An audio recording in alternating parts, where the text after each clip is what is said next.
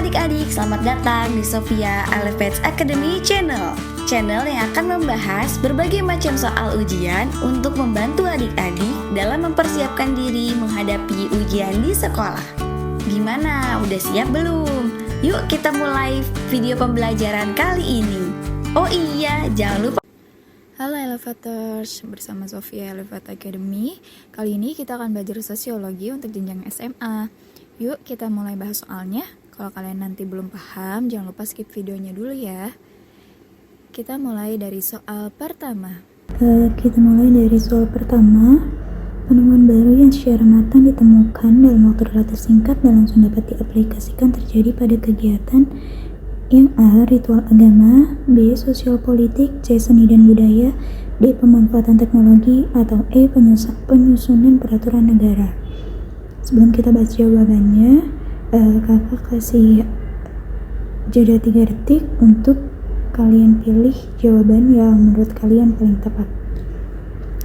3, 2, 1. Mari kita bahas. Jadi dari soal nomor 1 ini, jawaban yang benar adalah yang D, mengenai pemanfaatan teknologi. Kenapa? Penemuan baru yang ditemukan dalam waktu relatif singkat dan langsung dapat diaplikasikan, ini merupakan ciri daripada inovasi di bidang teknologi. Teknologi itu berkembang melalui penelitian dan eksperimen, dan hasilnya bisa dimanfaatkan dalam kehidupan, misalnya penemuan aplikasi atau penemuan alat kesehatan atau mesin baru. Sementara kalau ritual agama ini sifatnya turun-temurun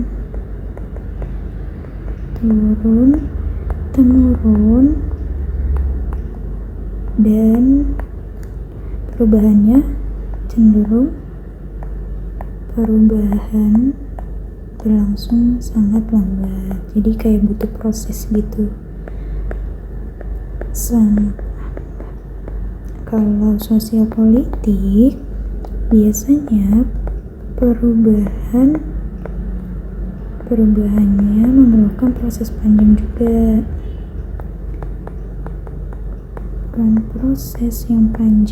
karena di bidang sosial politik juga biasanya melibatkan banyak pihak.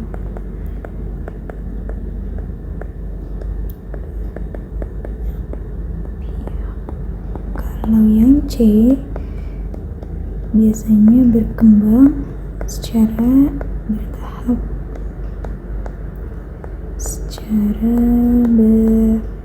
bertahap melalui proses sosial.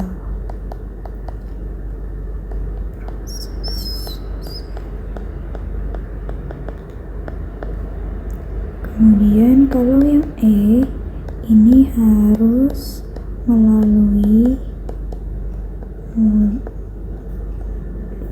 tahapan pembahasan. Habis dari tahap pembahasan nanti disetujui dulu. Habis dari tahap persetujuan lanjut ke tahap pengesahan. Jadi keempat opsi tadi kecuali teknologi, keempat opsi tadi A, B, C, dan juga E ini memerlukan serangkaian proses dan secara bertahap. Seperti itu. Kalau pemanfaatan teknologi biasanya kalau misalnya sudah ada hasilnya bisa langsung diaplikasikan seperti itu. Jadi kalau misalnya kalian menemukan kata kunci ditemukan dalam waktu relatif singkat kemudian langsung dapat diaplikasikan, itu ciri dari yang paling sesuai adalah sesuai dengan pemanfaatan teknologi. Jadi untuk nomor 1 jawaban yang tepat adalah yang di pemanfaatan teknologi. Nomor 2, soal nomor 2, bencana alam yang terjadi di beberapa wilayah di Indonesia mengakibatkan banyak korban jiwa dan mengakibatkan banyak orang mengungsi, sehingga menimbulkan kehidupan yang berbeda dari daerah asal mereka. Dalam sosiologi, dampak bencana tersebut merupakan salah satu kajian tentang apakah yang A. interaksi sosial, B. peranata sosial, C. stratifikasi sosial, D. solidaritas sosial, atau E. perubahan sosial. Menurut kamu jawaban yang paling tepat yang mana? Kita beri jeda. 3, 2, 1. Kalau kamu pilih yang E, jawaban kamu tepat. Jadi kita jelaskan ya, pada soal menyatakan bahwa bencana alam menyebabkan masyarakat kehilangan tempat tinggal, mengungsi, dan menjalani kehidupan yang berbeda dari daerah asalnya. Nah, kondisi ini menunjukkan adanya perubahan dalam pola kehidupan masyarakat, baik dari segi tempat tinggal, mata pencaharian, hubungan sosial, maupun cara beradaptasi. Nah, dalam sosiologi, perubahan yang terjadi pada kehidupan masyarakat akibat faktor alam disebutnya adalah perubahan sosial. Bencana alam itu merupakan salah satu faktor eksternal penyebab perubahan sosial. Mengapa pilihan lainnya kurang tepat? Kita bahas yang A. Yang A adalah interaksi sosial. Interaksi sosial itu membahas hubungan antar individu atau kelompok, bukan perubahan akibat bencana. Kalau peranata sosial ini lebih membahas tentang lembaga sosial. Lembaga sosial apa aja?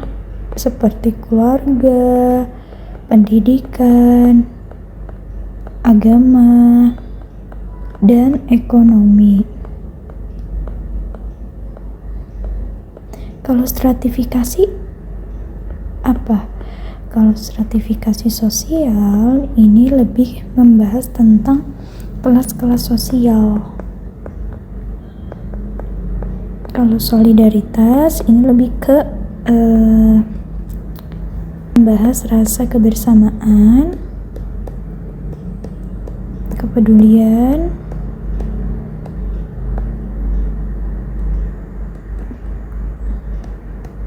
contohnya kepedulian. Contohnya seperti gotong royong, membantu korban bencana. Tapi kalau kalau mengenai soal ini adalah fokusnya pada perubahan hidup dari para korban bencana alam. Oleh karena yang cocok adalah jawaban yang E, yaitu perubahan sosial. Karena fokusnya adalah terjadi perubahan akibat dari bencana alam. Sehingga jawaban yang nomor 2 adalah yang E. Baik, kita lanjut ke soal nomor 3. Di soal nomor 3, yaitu pernyataan yang mencerminkan proses urbanisasi adalah yang A. warga pedesaan berbondong-bondong bekerja ke Jabodetabek, yang B. rendahnya perlindungan sosial, C. terjadinya kesenjangan desa kota, D. sempitnya lapangan pekerjaan di pedesaan, atau E. terpusatnya gula-gula baru di perkotaan. Nah, soal ini menjelaskan tentang urbanisasi, proses daripada urbanisasi. Jadi kita harus tahu dulu apa arti dari urbanisasi.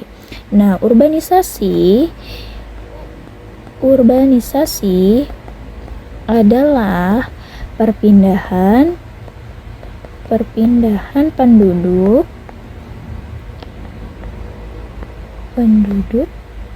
dari desa ke kota. Jadi dari tempat yang rendah ke tempat yang lebih tinggi, dengan tujuan tujuan menetap. Tujuannya bisa menetap atau juga bisa mencari pekerjaan atau mencari kehidupan yang lebih baik. Nah, dari pilihan jawaban A sampai E, mana pilihan yang mencerminkan proses urbanisasi? Kita beri waktu 3 detik. 3, 2, 1. Oke, jadi jawabannya apa teman-teman? Betul sekali, jawabannya adalah yang A. Why A dipilih sebagai jawaban yang tepat? Tadi kita sudah jelaskan bahwa urbanisasi adalah perpindahan penduduk dari desa ke kota. Dan pernyataan A ini lebih tepat karena menunjukkan adanya perpindahan penduduk. Jadi warga pedesaan ini dari desa bekerja. Tadi kan tujuannya ini adalah tujuannya, kemudian ke Jabodetabek, di mana Jabodetabek ini adalah sebuah kota. Seperti itu. Jadi dari desa ke wilayah perkotaan untuk tujuannya adalah bekerja. Mengapa pilihan yang B sampai E tidak tepat? Yang kita coba bahas, rendahnya perlindungan sosial ini bukan proses urbanisasi. Kemudian yang C, terjadi kesenjangan desa ke kota. Ini merupakan dampak atau kondisi, bukan proses perpindahan atau bukan proses urbanisasi. Kemudian yang D, sempitnya lapangan pekerjaan di pedesaan.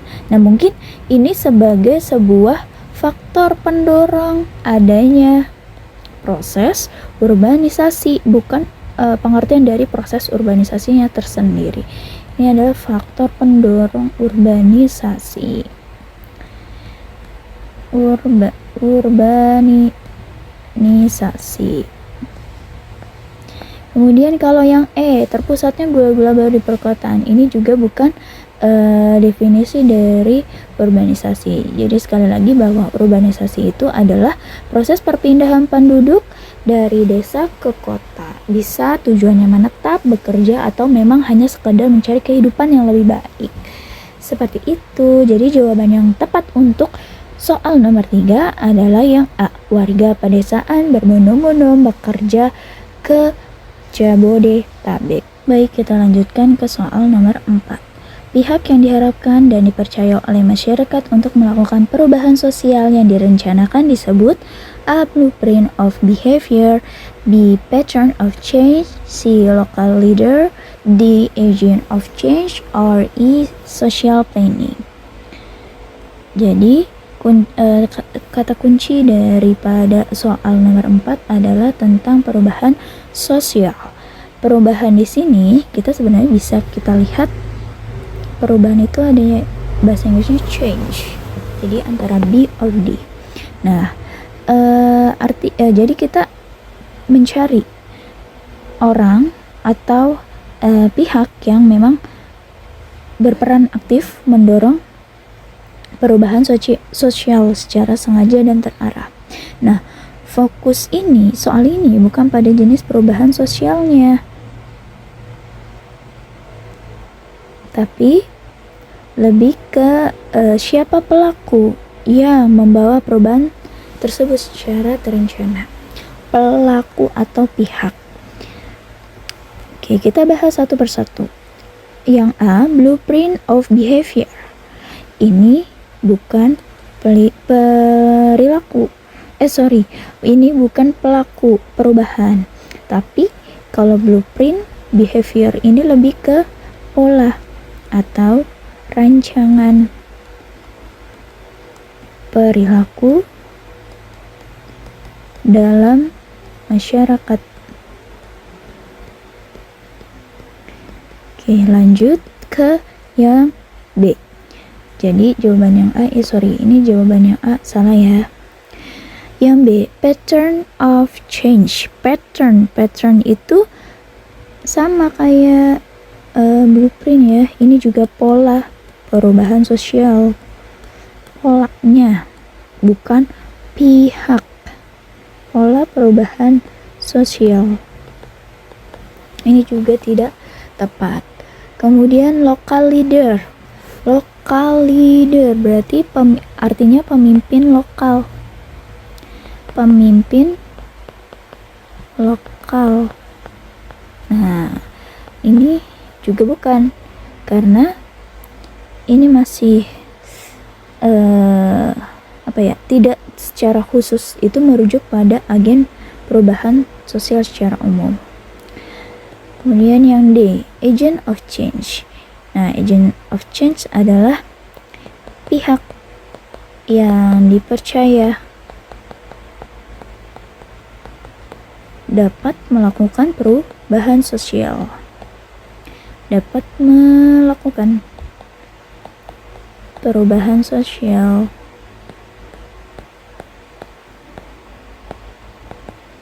Kemudian yang E, social planning. Nah, ini juga tidak tepat. Ini tepat. Yang D.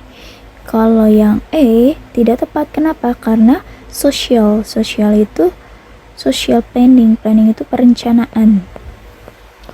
Perencanaan perubahan sosial. Jadi yang merujuk kepada pihak yang bisa dipercaya oleh masyarakat untuk melakukan perubahan sosial itu disebut sebagai agent of change. Jadi jawaban yang benar adalah jawaban D, agent of change. Kalau ketemu soal tentang perubahan sosial, berarti perhatikan jawabannya ya. Kalau agent of change itu dia berarti pihak pelakunya. Kalau social planning itu sebagai prosesnya atau perencanaannya. Kalau pattern ini pola. Kalau blueprint ini lebih ke aturan perilakunya, seperti itu. Kita lanjutkan ke soal nomor 5. Di soal nomor 5 terdapat pertanyaan, contoh penggunaan internet cocok untuk menunjang proses pembelajaran sekolah, kecuali yang A dapat mengakses sumber belajar, B mengunduh buku elektronik, C membaca berita terbaru, atau D mudah melakukan plagiasi, atau yang E berkomunikasi dengan teman. Langsung aja kita bahas. Kita cari kata kunci di soal, di mana di soal terdapat kata kunci kecuali untuk contoh penggunaan internet. Nah, artinya apa? Kita cari yang bukan mendukung penggunaan internet untuk menunjang proses pembelajaran di sekolah. Internet itu memang sebenarnya banyak banget manfaatnya ya buat belajar, tapi ada juga yang malah bikin belajar jadi nggak sehat atau nggak baik gitu. Nah, kita cari yang beda sendiri karena yang diminta adalah yang bukan seperti itu. Kita cek satu persatu. Yang A itu dapat mengakses sumber belajar.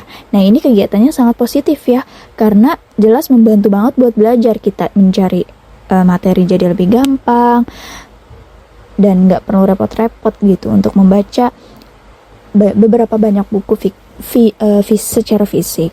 Kemudian yang B, mengunduh buku elektronik. Ini juga kegiatannya positif.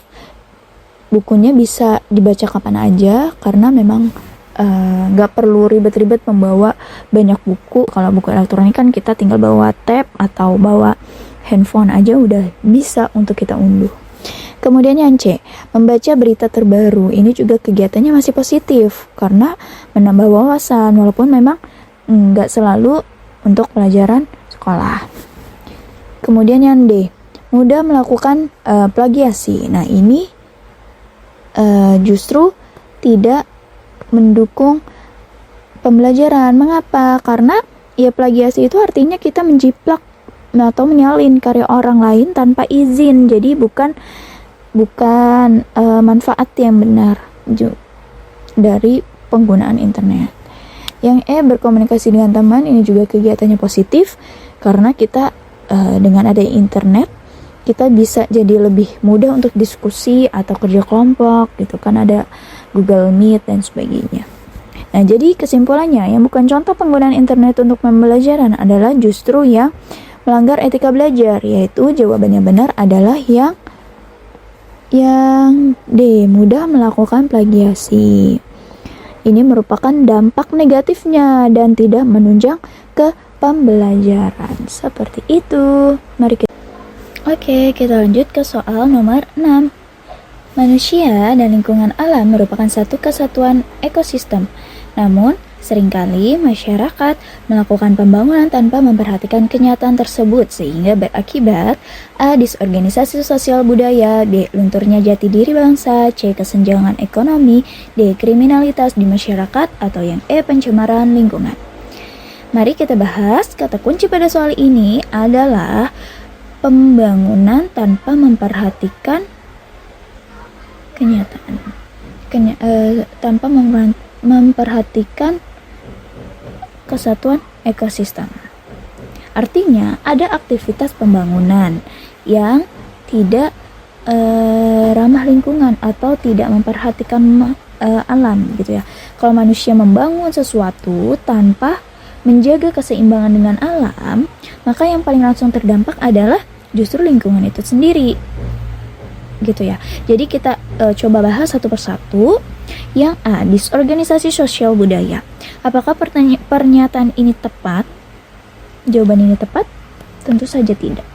Ini terjadi kalau ada ketidakteraturan dalam sebuah norma di masyarakat atau nilai sosial. Jadi karena berhubungan dengan sosial budaya, berarti berhubungan dengan nilai-nilai sosial atau norma.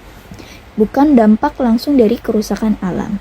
Yang B, lunturnya jati diri bangsa. Ini juga tidak tepat. Kenapa? Karena ini lebih ke budaya dan identitas nasional, bukan ke arah lingkungan. Yang C, kesenjangan ekonomi. Ini juga tidak tepat. Kenapa? Karena ini berkaitan dengan perbedaan pendapatan atau akses ekonomi, bukan ke sebuah ekosistem. Karena yang ditanya adalah tentang ekosistem.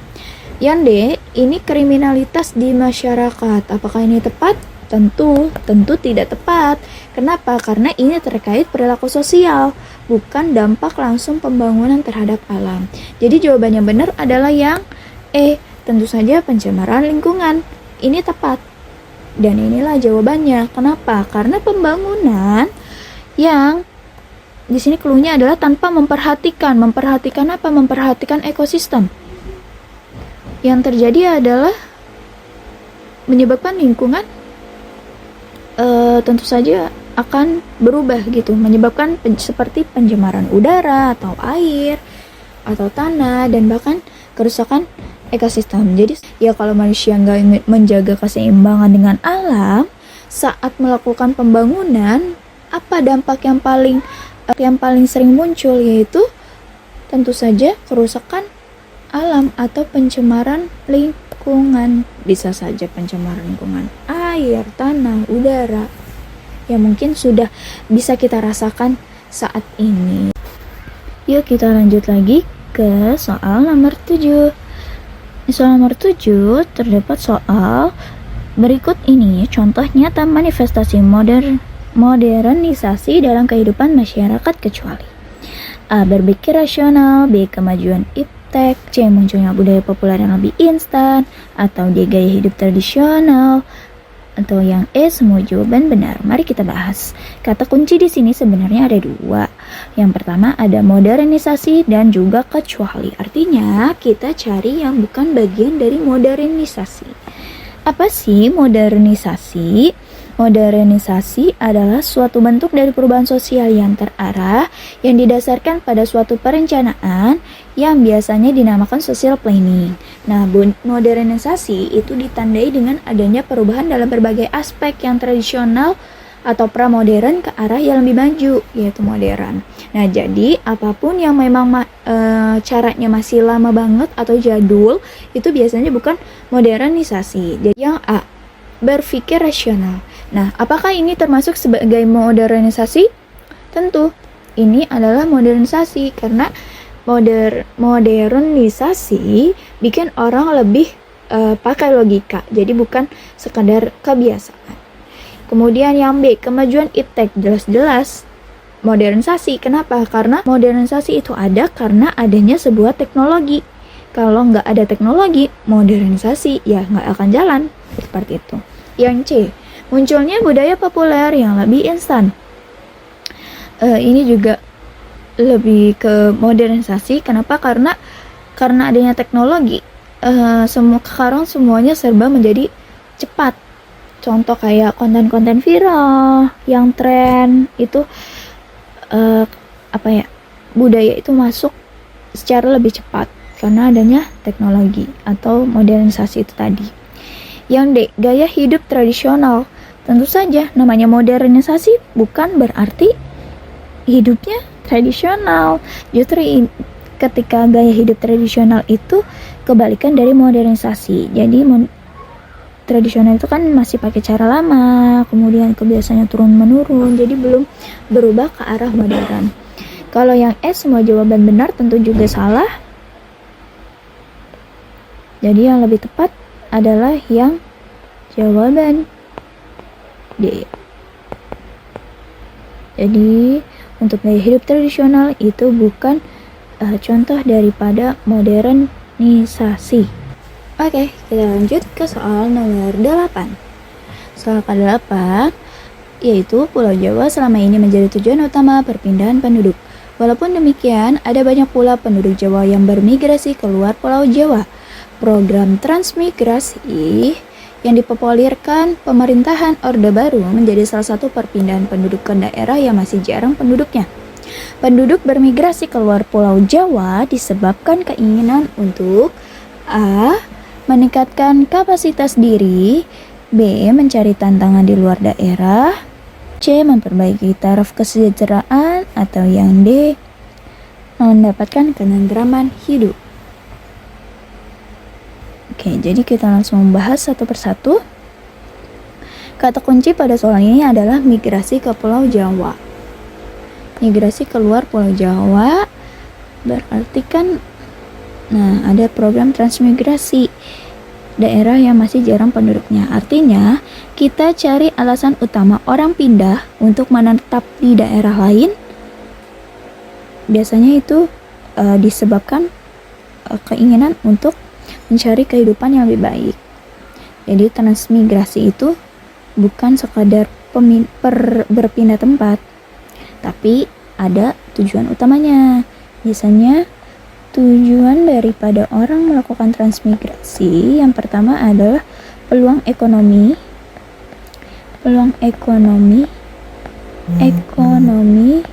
yang lebih baik.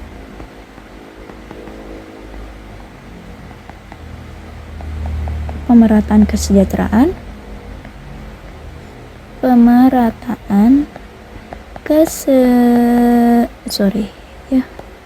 kesejahteraan atau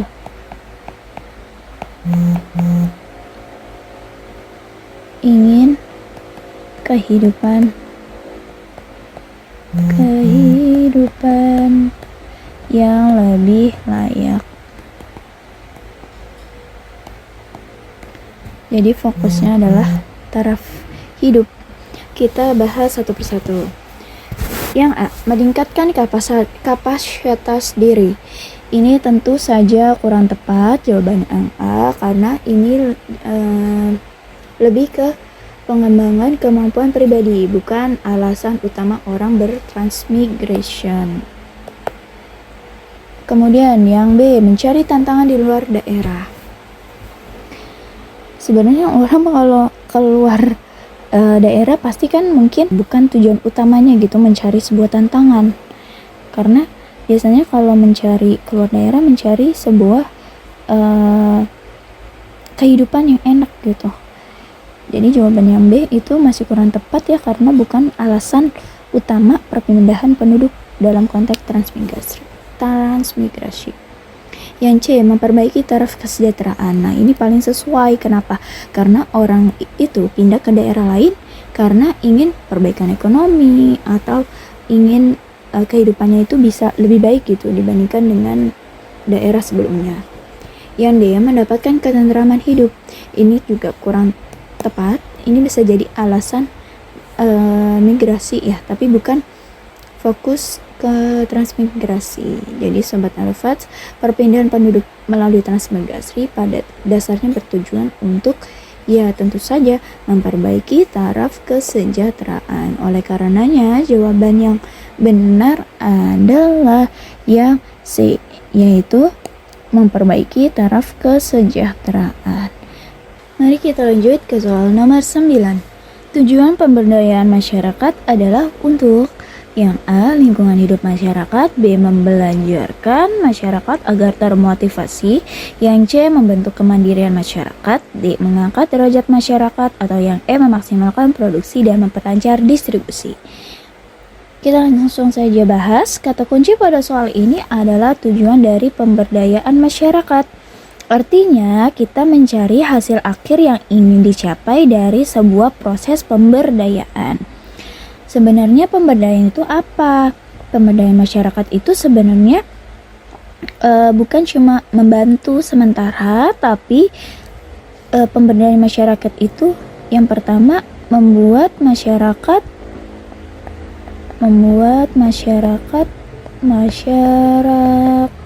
mampu berdiri sendiri.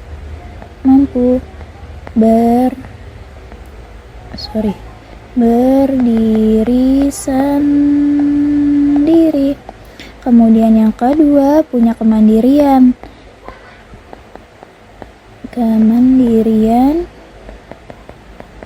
Dan yang ketiga bisa menyelesaikan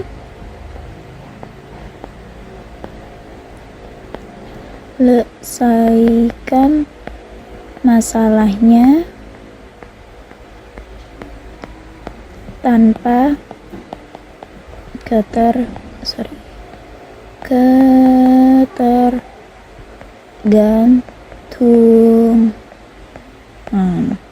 Jadi fokus utama dari pemberdayaan masyarakat adalah untuk kemandirian. Kita bahas satu persatu. Jawaban yang A, lingkungan hidup masyarakat. Apakah ini tujuan dari pemberdayaan masyarakat? Tentu bukan. Kenapa? Karena ini tujuan ini lebih ke bidang lingkungan. Yang B, membelajarkan masyarakat agar termotivasi. Ini tentu bukan. Ini baru proses awal daripada edukasi, bukan tujuan akhir dari tujuan pemberdayaan masyarakat itu sendiri. Tadi yang kita bahas adalah tentang kemandirian. Jadi jawaban yang tepat adalah yang C. Membentuk kemandirian masyarakat. Tujuan utamanya adalah membuat masyarakat mandiri, tidak bergantung, dan tidak bergantung itu artinya mampu berdiri sendiri dan bisa menyelesaikan masalahnya. Kalau yang D, mengangkat derajat masyarakat. Ini juga tidak tepat. Ini bisa jadi dampak sih, tapi kurang spesifik gitu dibanding kemandirian masyarakat. Dan yang E, memaksimalkan produksi dan memperlancar distribusi. Ini juga nggak tepat. Ini lebih ke fokusnya kayak kegiatan ekonomi ya. Jadi bukan tujuan utama dari pemberdayaan masyarakat. So, pemberdayaan masyarakat adalah membuat masyarakat mandiri dan berdaya, sehingga jawabannya benar adalah yang C, membentuk kemandirian masyarakat. Nomor 10 tentang globalisasi. Globalisasi mengintegrasikan budaya dunia dalam satu kesatuan global. Ada kecenderungan tradisi budaya, komunitas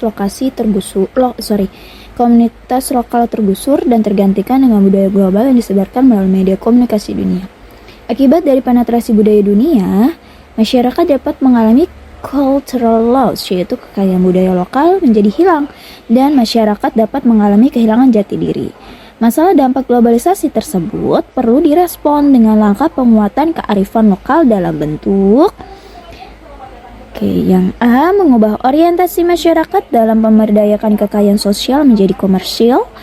Yang B, memastikan efektivitas pewarisan budaya lokal melalui lembaga pendidikan formal. Yang C, memperbaiki lingkungan alam yang menjadi sumber penghidupan masyarakat lokal. Yang D, mengembalikan kepercayaan masyarakat terhadap kemampuan dan keunggulan budaya sendiri. So, yang E, memperbaiki struktur masyarakat dengan sistem yang terbuka terhadap pembaruan. Nah, kita langsung saja bahas mana jawaban yang tepat. Soal ini membahas mengenai dampak globalisasi, yaitu masuknya budaya global yang menyebabkan cultural loss, hilangnya kekayaan budaya lokal dan jati diri masyarakat. Nah, langkah penguatan kearifan lokal yang paling tepat adalah tentu saja menumbuhkan kembali rasa bangga dan kepercayaan masyarakat terhadap budaya lokalnya sendiri. Nah, dengan demikian masyarakat tetap melestarikan budaya lokal meskipun budaya global terus masuk. Kita analisis ya jawabannya. Yang A, mengubah orientasi masyarakat menjadi komersial. Ini justru berpotensi menggeser nilai budaya menjadi sekadar komoditas ekonomi. Ini tentu saja jawabannya salah. Kemudian yang B, memastikan efektivitas pewarisan budaya lokal melalui lembaga pendidikan formal. Ini memang dapat membantu pelestarian budaya ya teman-teman, tetapi fokus soal adalah justru penguatan kearifan lokal agar si masyarakatnya ini tidak kehilangan jati diri. Upaya yang paling mendasar adalah membangun kembali kepercayaan terhadap budaya sendiri. Jadi yang untuk jawaban yang B tentu saja salah. Yang C, memperbaiki lingkungan alam. Ini berkaitan dengan pelestarian lingkungan, bukan langsung mengatasi hilangnya budaya di masyarakat itu sendiri. Lalu yang ini salah. Yang D, mengembalikan kepercayaan masyarakat terhadap kemampuan dan keunggulan budaya sendiri. Nah, ini jelas jawabannya benar ya. Mengembalikan sebuah kepercayaan masyarakat terhadap kemampuan dan keunggulan budaya sendiri. Menjawab masalah kehilangan jati diri atau cultural loss. Jadi kalau misalnya ada sebuah masalah budaya lokal mulai tergeser oleh budaya global, tentu saja solusinya harus berupa penguatan budaya lokal. Ketika kita sudah dikuatkan budaya lokalnya, ini nantinya akan menjaga identitas diri. Tentu saja ketika kita menjaga identitas diri budaya, kemudian ini nantinya akan menumbuhkan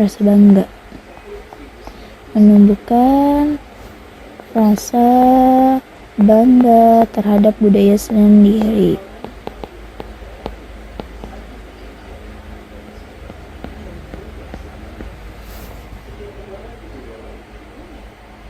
Kalau tadi yang A ini lebih ke komersialisasi budaya, bukan pelestarian. Kalau yang B ini juga kurang tepat ya. Kurang tepat karena hanya terbatas di pendidikan formal. Kalau yang C juga nggak tepat karena fokusnya ada lingkungan alam, padahal yang kita cari adalah budaya tentang kebudayaan. Kalau yang D ini tentu saja tepat karena inti penguatan kearifan lokal adalah membangkitkan rasa bangga ya dan percaya terhadap budaya sendiri supaya nggak kalah oleh budaya global. Kalau yang E, memperbaiki struktur masyarakat dengan sistem yang terbuka terhadap pembaruan. Ini juga tidak tepat. Ini lebih ke memperbaiki struktur terhadap pembaharuan, ini lebih ke modernisasi sosial, jadi bukan penguatan budaya lokal. Solusi yang paling tepat untuk menghadapi cultural loss adalah menguatkan kembali rasa percaya dan bangga terhadap budaya sendiri. Jadi jawaban yang benar adalah yang D. Baik, kita mulai ke nomor 11. Soal 11, perhatikan pernyataan berikut ini. Yang pertama, perubahan dalam konsep ruang dan waktu. Yang kedua, pasar dan produksi ekonomi di negara berbeda saling bergantung. Yang nomor 3, peningkatan interaksi kultural melalui budaya massa. Yang nomor 4, meningkatnya masalah bersama. Nomor 5, perubahan penduduk dalam masyarakat. Pertanyaannya, yang bukan karakteristik dari globalisasi yang tepat adalah apakah yang nomor 1, 2, 3, 4, atau 5? Mari kita bahas. Kata kunci daripada soal nomor 11 adalah yang bukan karakteristik dari globalisasi. Karakteristik dari globalisasi tapi yang bukan. Artinya kita harus cari pernyataan yang tidak menggambarkan tentang globalisasi. Apa sih itu globalisasi? Globalisasi itu biasanya ada hubungannya. Globalisasi itu biasanya ditandai dengan keterhubungan antar negara, hubungan antar negara. Kemudian yang selanjutnya adalah ekonominya saling bergantung.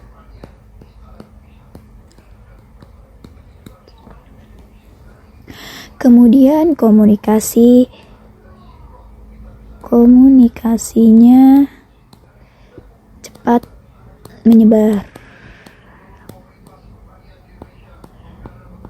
Kemudian ruang dan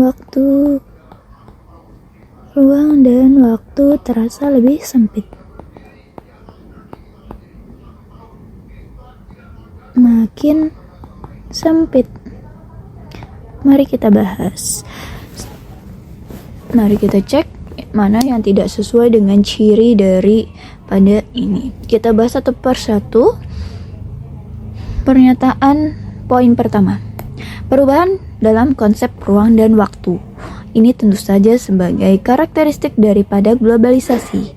Karena globalisasi bikin dunia terasa lebih dekat. Misalnya kita komunikasinya lebih cepat karena adanya internet. Ini adalah karakteristik daripada globalisasi. Poin nomor 1 jawabannya benar ya. Yang nomor 2, pasar dan produksi ekonomi di negara berbeda saling bergantung. Tentu ini juga karakteristik daripada globalisasi, disebut interdependensi ekonomi dari global. Kemudian yang nomor 3, peningkatan interaksi kultural melalui media massa. Tentu ini budaya lebih cepat menyebar lewat TV, internet maupun media sosial. Kemudian meningkatnya masalah bersama, tentu sih ya, karena tentunya ada kayak perubahan iklim, kemudian yang kemarin kita rasakan seperti pandemi, kemudian adanya krisis global, itu akibat dari adanya globalisasi. Yang nomor 5, perubahan penduduk dalam masyarakat. Nah, ini bukan karakteristik daripada globalisasi, ini lebih mengarah ke demografi atau perubahan sosial penduduk. Bukan ciri khas dari globalisasi secara langsung. Lebih ke kependudukan ya kalau yang nomor 5. Tapi karena yang ditanya adalah bukan karakteristik dari globalisasi, jawaban yang tepat adalah yang E, perubahan penduduk dalam masyarakat. Ini lebih ke perubahan demografi atau kependudukan. Oleh karenanya nomor 11 jawabannya yang E. Oke, baik, kita lanjut ke soal nomor 12. Perhatikan pernyataan berikut. Mobil listrik mulai menjadi salah satu transportasi alternatif yang digunakan masyarakat. Banyaknya tugas kuliah menyebabkan sekelompok mahasiswa UB membuat arloji pendeteksi depresi. Sistem online menjadikan masyarakat hidup konsumtif karena jual beli menjadi lebih mudah dan praktis. Unsur perubahan budaya yang sesuai dengan pernyataan di atas adalah A. Kesenian, B. Mata pencarian, C. Sistem kekerabatan, D. Ilmu pengetahuan dan teknologi, atau yang E. Peralatan dan perlengkapan hidup. Oke, jadi di soal ini ada beberapa contoh ya. Jadi kayak mobil listrik digunakan masyarakat. Kemudian mahasiswa UB membuat arloji pendeteksi depresi. Di sini ada mobil listrik, arloji pendeteksi depresi, dan juga sistem online membuat masyarakat lebih mudah berbelanja. Nah, dari ketiga contoh ini sama-sama menunjukkan adanya inovasi dan perkembangan teknologi. Jadi kata kuncinya adalah penemuan dan pemanfaatan teknologi. Yang ditanyakan ini kan soalnya unsur perubahan budaya. Artinya kita harus menentukan unsur kebudayaan mana yang mengalami perubahan berdasarkan contoh tersebut. Kalau kita perhatikan ya, tadi berkaitan dengan hasil perkembangan ilmu pengetahuan yang melahirkan sebuah teknologi baru. Jadi jawaban yang tepat adalah yang D. Kenapa? Karena kesenian itu kan berkaitan dengan sebuah karya seni, musik, bisa aja tari atau budaya artistik. Nah, pada soal tidak ada contoh yang mengarah ke bidang tersebut. Kemudian yang B, mata pencarian. Ini juga kurang tepat. Walaupun memang teknologi bisa mempengaruhi pekerjaan, fokus soal ini bukan perubahan jenis pekerjaan, tapi lebih ke perkembangan teknologi. Kemudian yang C, sistem kekerabatan. Ini juga salah, karena sistem kekerabatan itu justru lebih ke pembahasan mengenai hubungan keluarga atau keturunan. Dan hal itu sama sekali nggak dibahas pada soal nomor 12 ini. Dan yang D tadi saya bilang tepat. Kenapa? Karena di sini ada penjelasan mengenai mobil listrik, kemudian arloji pendeteksi depresi, kemudian sistem online. Ini merupakan hasil perkembangan ilmu pengetahuan dan teknologi yang memang mengubah cara hidup masyarakat. Yang E, peralatan dan perlengkapan hidup. Nah, ini sebagai sebenarnya pengecoh aja. Memang sih mobil listrik dan arloji termasuk peralatan, namun sistem online bukanlah sebuah alat, melainkan hasil dari inovasi dari sebuah perkembangan teknologi. Karena semua contoh pada soal memiliki benang merah berupa perkembangan iptek, maka pilihan D ini adalah yang paling tepat. So, pembahasan nomor 12 jawabannya adalah yang di ilmu pengetahuan dan teknologi, karena semuanya mengarah pada inovasi, penemuan baru. Kemudian sistem online ini sebagai aplikasi digital. Kemungkinan besar jawabannya adalah unsur kebudayaan berupa ilmu pengetahuan dan teknologi, bukan hanya sekedar peralatan yang digunakan. Oke, itu saja mungkin yang bisa kita pelajari hari ini. Semoga setelah membahasnya bersama, kamu jadi lebih paham cara menemukan sebuah jawaban, bukan sekadar menghafal. Terima kasih. Wassalamualaikum warahmatullahi wabarakatuh. Gimana? Udah paham belum sama pembahasannya? Kalau ada adik-adik yang belum paham, bisa banget untuk tulis di kolom komentar. Nanti kita bisa berdiskusi lebih lanjut. Dan untuk adik-adik yang mau soal-soal ujian di sekolahnya, kami bahas di video berikutnya. Silakan untuk mengirimkan soal ujian kalian ke email kami ya. Sampai jumpa di video berikutnya.